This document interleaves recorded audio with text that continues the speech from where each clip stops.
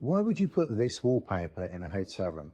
I don't know. It does remind me of a photography studio. So today I want to talk again about artificial intelligence and having a plan of attack, because we're going to get agent coming in now.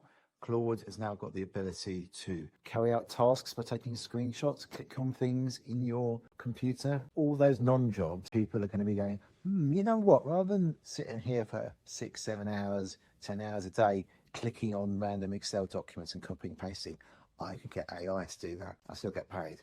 So why don't you think about the AI policies? I've done a video on this before. You need to make sure you've got a clear policy process and a plan to enable your team to get use of AI safely. So that includes things like data governance, keeping our data safe so it doesn't leak, making sure that the AI can't do things. I was discussing this earlier with the Helpdesk team and saying, well, look, we could get AI to click on the buttons and do stuff, but what if you accidentally told it to delete all of the Helpdesk support requests? I'm not sure it's quite ready yet. The stats I've seen say it's about 30% capable of doing something, whereas a human's about 70, 80% capable of doing something. But the point here is about this shadow IT, or shadow AI, I think we're going to call it now. What is going to happen if we're not careful is that people are going to see, they can save themselves a load of time, money and effort by having AI do a big chunk of their job for you, which is fine because you're paying them to do a job. They're still getting the job done. But what if the quality isn't good? What if your important data is leaking?